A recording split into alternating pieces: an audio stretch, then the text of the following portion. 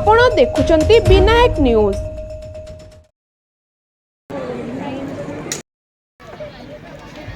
सत्यं शिवं सुन्दरं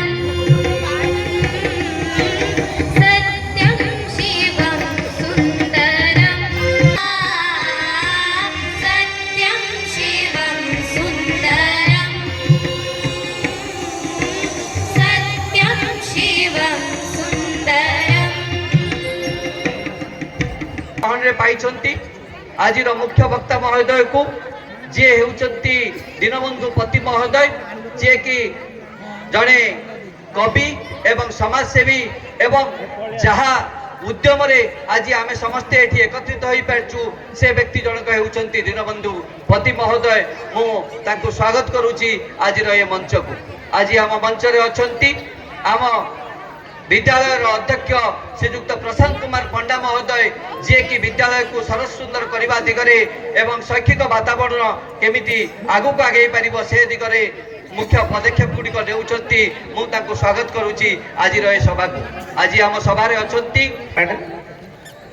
my Dharamshala MLA Himanshu sir, मो जिल्लार जिल्लापाल, my district collector and district magistrate Ambar sir, my poet, philosopher and guide, chief speaker of today, Dinabandhu sir, my chairman, my director, my CEO, Madam Chairman, Madam CEO, parents, media, my beloved, relating the CBSE's direct report that in 12th standard we are 12% above the state average and 9% average compared to the national average.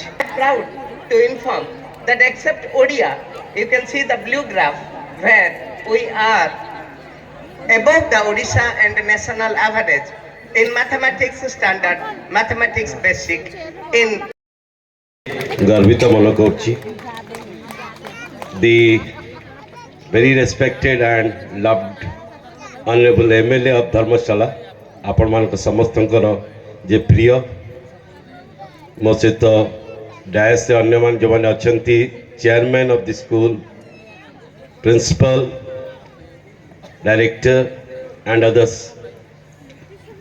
this is a proud privilege for me to witness such a, I must say, the school has impressed me.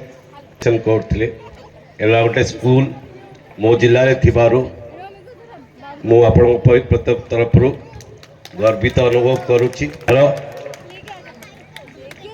आहरी उज्जवल भविष्य कामना करुच्ची।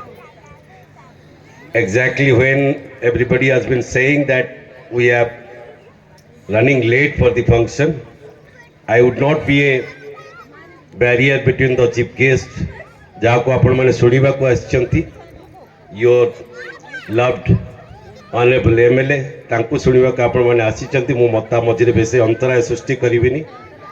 एभलिया गोटे function ने बेले बेले मन में द्वंद्व सृष्टि हुए, स्टूडेंट को कहबी ना पेरेंट्स को कहबी, गोटे गोटे कथा केवल गोटे गोटे जड़ित अच्छे प्राय स्कूल जे चेयरमैन अच्छा सी आम सहित प्राय सबू कार्य सब मो पाखक आसती स्कूल केमती डेवलपमेंट हो पार, स्कूल किसी रोड प्रोब्लेम अच्छी कि अन्य प्रोग्राम अच्छी केमती कौन हो पार प्राय आसती आम सब आलोचना करूँ।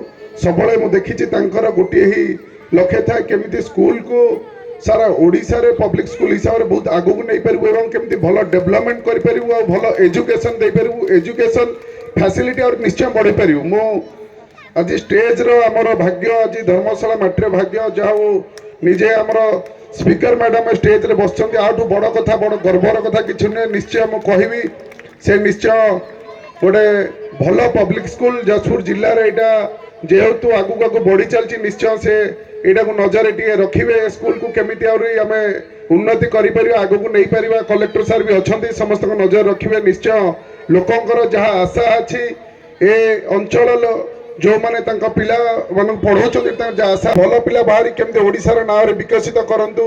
निश्चय आपण मान ए प्रयास रही मोर आशा। पब्लिक स्कूल तरफ अनुष्ठित वार्षिक उत्सव ए वर्णाढ्य परिवेश रे सहित चिंता करिबा, हृदयर सहित भाविबा, विवेकर सहित भाविबा, ताले आमे मध्य जोड़ी जीवा। जेते उच्च शिक्षित हेले मध्य आम भितर ज्ञान एवं विवेक रहिछि, आमे जोड़ी जीवा। एटा कहूछि, एइतपाई मु कहूछि जे मानवीय संस्कृतिर अधपतन हेछि। एटी संस्कृति संपर्क रे बहुत कथा कहउथुले, समस्ते जो माने आसंती संस्कृति कहिसंती। संस्कृति आम संस्कार संस्कृतिर कथा कहू नाही, शिक्षार कथा कहू नाही, मु कहूछि मानवीय संस्कृतिर कथा। मानवीय संस्कृतिटा क्रमश मरी मरी जाउछि आम भितरे।